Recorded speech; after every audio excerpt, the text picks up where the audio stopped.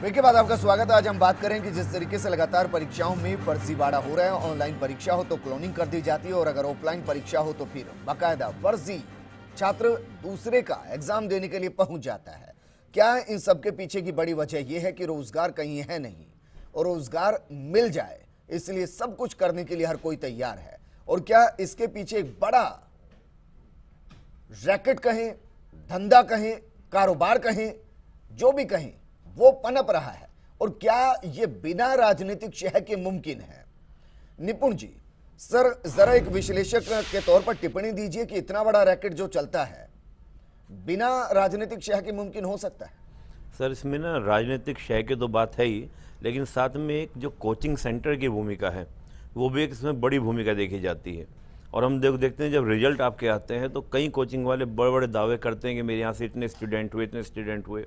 और यहाँ तक भी हम लोग देखते हैं कि कोचिंग वाले क्या करते हैं, जो आपका एग्ज़ाम पेपर को आउट करवाने में उनकी बड़ी भूमिका रहती है जी। और उसमें कहीं ना कहीं किसी पॉलिटिकल पार्टी का या किसी राजनेता का उनको सपोर्ट होता है, तभी वो इतनी अंदर तक घुसकर निकाल पाते हैं।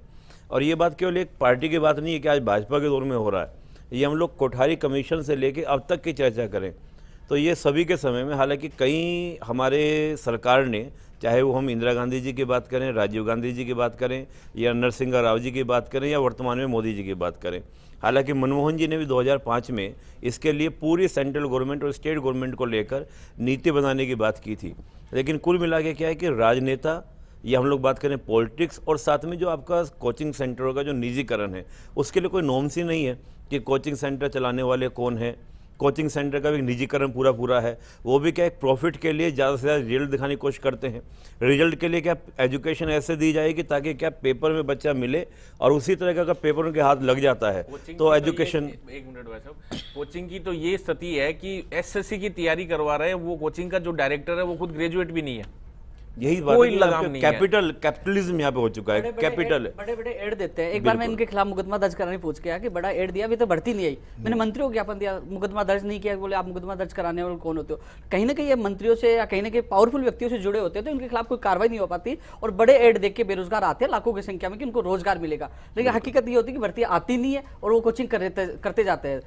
कोचिंग वालों का सबसे बड़ा रोल है इसमें और अभी भी कोचिंग सेंटर इसमें पकड़े गए। तो कोचिंग वाले बड़ा लालच देते हैं और बेरोजगारों की यह है कि मेरी नौकरी लग जाए, कैसे जैसे लगे। सबसे बड़ा जो है ठीक है। लेकिन सुनील, एक बड़ा कारण बताइए कि इस तरीके के हर एग्जाम के अंदर, हर परीक्षा के अंदर घोटाला सामने आ जाता है, फर्जीवाड़ा सामने आ जाता है। इसके लिए तो ये प्योरली रूप से इसमें इल्जाम लगाने की कोई बात ही नहीं है, प्रशासन का फेलियर है। और प्रशासन स्ट्रिक्ट होगा, ईमानदारी के साथ एग्जाम कराएगा, शिक्षा के प्रति सजग होगा, तभी इन पे लगाम लगेगी, नहीं तो कभी लगाम नहीं लगेगी। शंकर घोरा, जरा बताइए कि अगर इसको पहले ट्रेस कर लिया जाता, पकड़ लिया जाता, तो कम से कम भर्ती तो संपूर्ण हो जाती। सर इसको ट्रेस करने का जो प्रयास है, एसओजी ने पहले भी कहा है कि उनको जैसे ही क्लू मिला हर भर्ती पर उनकी नजर रहती है। पहले देखिए आप, पिछली बार राजस्थान विश्वविद्यालय में जो भर्ती पेपर लीक हुए उसका भी उनको थोड़ा सा क्लू मिला, उसके बाद में लगभग 20-22 के लगभग प्रोफेसर कोचिंग। अच्छा शंकर, आप तो खुद छात्र हैं, आप तो खुद छात्र रहे हैं, जरा बताइए कि क्या बेरोजगारी इसके पीछे बड़ा कारण नहीं? रोजगार लोगों के बीच में नहीं है, ये एक बड़ा कारण नहीं? देखिए, रोजगार सब लोगों को सरकारी रोजगार मिलना जैसे संभव नहीं है, ये आप भी मानते हैं, मैं भी मानता हूं। तो क्या आपको लगता है कि जो एजुकेशन सिस्टम अभी है वो प्राइवेट सेक्टर में अच्छी नौकरी दिला पाता है? क्या जो एजुकेशन सिस्टम अभी है वो प्राइवेट सेक्टर में अच्छी नौकरी दिला पाता है? देखिए, इसका प्रयास निश्चित रूप से प्लेसमेंट सेल राजस्थान में खोली गई है, सरकारी कॉलेजों में भी खोली गई है और निश्चित रूप से जो पुराना ढर्रा बिगड़ा हुआ था उसको धीरे धीरे सही किया जाएगा। और जिस प्रकार से स्किल डेवलपमेंट के जो प्रोजेक्ट है, स्किल डेवलपमेंट में जो स्टूडेंट चाहे जो अपना विषय पढ़ सकता है, चॉइस बेस्ड क्रेडिट सिस्टम एक केंद्र सरकार के द्वारा लाया जा रहा है, जिसमें चॉइस बेस्ड कोई भी स्टूडेंट, जैसे आर्ट्स का स्टूडेंट है, कॉमर्स का स्टूडेंट, अगर वो आर्ट्स के सब्जेक्ट के साथ लेना चाहता है तो CBCS कोई चॉइस बेस्ड क्रेडिट सिस्टम, इसकी पूर्व में सेमिनार भी हुई है, उसमें कितना इंफ्रास्ट्रक्चर चाहिए, किस प्रकार से वो लेकिन शंकर, कितने सालों तक ये सब चलता रहेगा कि चंद मछलियां हर तालाब को गंदा कर जाए? बिगड़ा हुआ डर रहा है, उसको सही करने में थोड़ा समय लगता है, धीरे धीरे इसे समय। आज सबसे बड़ा सवाल यह है, आज सबसे बड़ा सवाल यह है, आप तो कहने के हकदार भी नहीं है, क्योंकि आपके तो जो विधायक थे, वो भी जोधपुर विश्वविद्यालय की जो भर्ती प्रकरण हुआ उसमें जेल तक गए हैं। कैसी बात आप कर रहे हो? देखिए पूरे उस 5 भर्ती साल के प्रकरण अंदर में जितने जेल तक गए पेपर हैं। आउट नहीं आपको हुए, बात करने आपके की केवल शंकर जी, आप बताइए, देखिए आप शंकर जी, अगर आपने 60 साल के राज में सरकार ठीक के किया अंदर हुआ होने के बाद तो आज तक कोई शंकर जी, सवाल का जवाब नहीं। दीजिए। आपने जिस प्रकार से इन बातों का जवाब तो दीजिए आपने आप। सुनिए मेरी आपका बात, जवाब मेरी नहीं, आप बात बातें करने सुनिए। लग जाते हैं। जोधपुर आज सबसे बड़ा विश्वविद्यालय सवाल यह है, आज सबसे बड़ा सवाल यह है, बेरोजगार ठगी सब आप स्थिति देखिए आज इस रो रहा है राष्ट्रीय परीक्षा का सबसे बड़ा सवाल यह है, शंकर जी, मुद्दे को दूसरी जगह लेके जा रहे हैं। सजग है, एसओजी मेरी बात सुनिए। जिस जगह आपको जवाब देना चाहिए, आप जवाब देने की स्थिति हो, सबसे बड़ा सवाल यह है, वहाँ शंकर पे जी, आप इल्जाम लगा रहे सबसे हो। बड़ा सवाल यह है, जो लोग लगातार तैयारी कर रहे थे, मेहनत कर रहे थे, ये गिरोह पकड़े गए, लेकिन 5500 मात्र पद है। जिन लोगों ने नकल करके वो अपने मंसूबों में कामयाब हो गए, तो जो 17 लाख जो एग्जाम देंगे और कुछ लोगों ने दे दिया, उनके साथ क्या होगा? क्या ये भर्ती रद्द नहीं होनी चाहिए? क्या उनको दोबारा मौका नहीं मिलना चाहिए? बात इस पे करो ना। इस पे करो ना। आज हजारों लोग रो रहे हैं कि हमने तैयारी की, मेहनत की, आज वो लोग फर्जी लोग पास हो जाएंगे तो हम कहाँ जाएंगे? तो इस परीक्षा को रद्द करनी चाहिए, दोबारा से ऑफलाइन परीक्षा करवानी चाहिए, जिससे लोगों को विश्वास हो, नहीं सिस्टम पे विश्वास उठ चुका है, सरकार के ऊपर विश्वास उठ गिरोह चुका है। पकड़ में आया है, सुनो मेरी बात, गिरोह पकड़ में आया है, गिरोह की कड़ियां निकल रही है, जो फर्जी है, जो नहीं पकड़ेंगे, जो अगर लगता है कि निश्चित रूप से भर्ती रद्द करनी चाहिए तो भर्ती अरे रद्द की लगता है क्या भाई, लगना चाहिए। अरे देखिए, नरसिंह पकड़ जी, में मेरे को आ गया। मत बताइए, आप लोगों ने- सर्टिफिकेट लेने की आवश्यकता नहीं है मेरे को, लगने की जरूरत क्या है?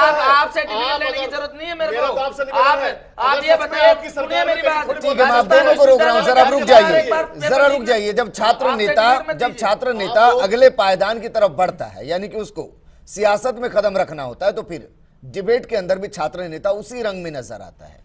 वो नरसी पे भी लागू होती है और फिर गोरा पर भी लागू होती है। ठीक है, आगे की सियासत के लिए कुछ तो करना है, लेकिन नरसी जरा बताइए, क्या वाकई में इस भर्ती के बाद कांग्रेस कोई स्टैंड लेगी? कांग्रेस को छोड़ देते हैं, मैं राजनीतिक पार्टियों का जिक्र ही नहीं करता, क्या नरसी स्टैंड लेगा?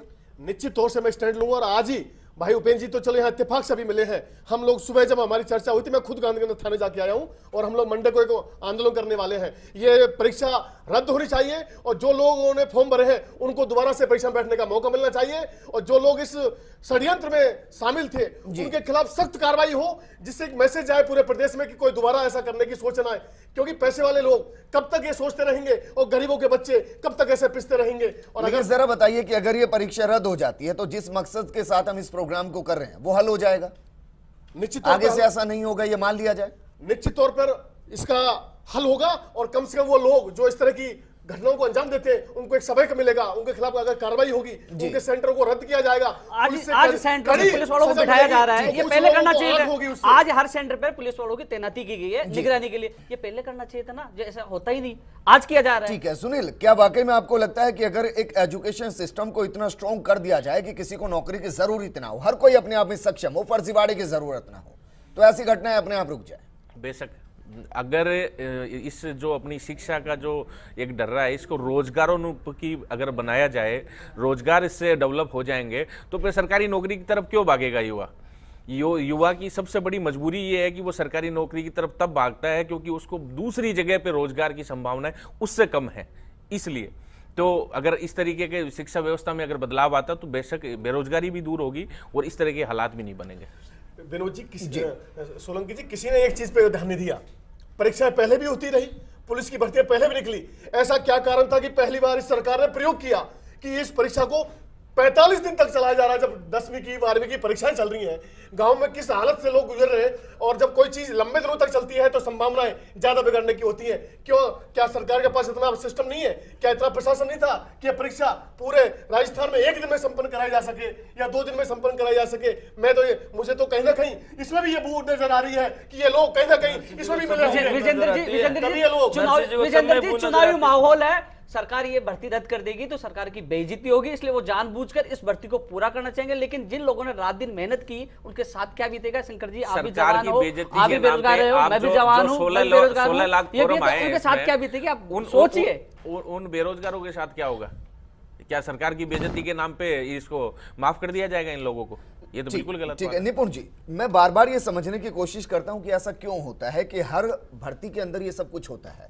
चंद मछलियां, चंद खराब मछलियां पूरे तालाब रूपी इस सिस्टम को खराब कर जाती हैं।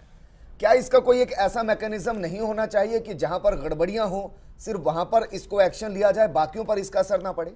देखिए सर, क्या है, जब तक कोई भी पॉलिटिकल पार्टी, हम लोग अगर राजनीति की बात करें, जब तक वो दृढ़ इच्छा शक्ति का इस्तेमाल नहीं करेगी, चाहे हम किसी भी गवर्नमेंट की बात करें, भाजपा की बात करें, कांग्रेस की बात करें, किसी भी गवर्नमेंट की, तो ये बात शुरुआत से लेकर अंत तक, एक तो क्या कि आपको बहुत इसमें क्या होगा, राजनीतिक इंटरेस्ट दिखानी पड़ेगी। जैसे अभी आपको हम लोग बात करने की रद्द होनी चाहिए, इस तरह की बातें हैं, निश्चित रूप से होनी चाहिए। अगर कुछ गलत हुआ है तो उसको क्या सुधार करने का मौका देना चाहिए। दूसरा मैं एक बात और यहाँ पे कहूँगा, एक थोड़ा समाज की सोच भी है। गवर्नमेंट जॉब की ओर भाग रहे हैं, क्यों? क्योंकि इसमें एक सिक्योरिटी है। और एक क्या होता है, समाज में अगर रिश्ता भी कोई आएगा, बहुत फ्रेंकली मैं बोल रहा हूँ कि रिश्ता भी आएगा तो सरकारी नौकरी में लगा हुआ है तो उसका अच्छा रिश्ता आएगा, जबकि प्राइवेट सेक्टर में अपॉर्चुनिटी और भी ज़्यादा है। ऐसा नहीं कि अपॉर्चुनिटी नहीं है। सुनील हंस रहे हैं, मुझे लग रहा है उनके घर इसी आधार पर रिश्ते की बात चल रही है। एक छोटे से ब्रेक के लिए यहाँ पर रुक रहे हैं, लेकिन इस बीच सवाल ये भी खड़ा होता है कि क्या वाकई में आगे से ऐसा नहीं होगा? इसके लिए कोई प्लान बनना चाहिए। और सबसे चौंकाने वाली बात यह कि अगर थंब इंप्रेशन के जरिए ऑनलाइन सिस्टम को हैक कर लिया जाएगा तो फिर सवाल आधार कार्ड पर भी जाएगा, क्योंकि वो भी थंब इंप्रेशन से ही चलता है। तो क्या वो सिक्योर है? ये आज चर्चा का विषय नहीं, बस ऐसे ही जानकारी देने का मन किया तो कर। छोटे से ब्रेक के बाद जल्द लौटेंगे। परीक्षा में धांधलियाँ बहुत ज़्यादा बढ़ गई हैं, क्योंकि इसका मेन रीज़न ये कह सकते हैं कि एक तो समय पे परीक्षा का नहीं हो पाता है, एग्ज़ाम टाइम पे नहीं होते हैं, और जो टाइम पे नहीं होने के कारण लोगों में, बच्चों में विश्वास भी कम हो जाता है। फिर वहाँ प्रलोभन भी दिए जाते हैं कि आजकल कि ये ब्लूटूथ के थ्रू, ये इसके थ्रू हम आपके एग्ज़ाम पास करा देंगे। अधिकारी से हमारे सीधे संपर्क है, जिसे आपको पैसा देना होगा और आपका वहाँ हम क्लियर करा देंगे। आजकल बेसिकली यही चीज़ हो रही है।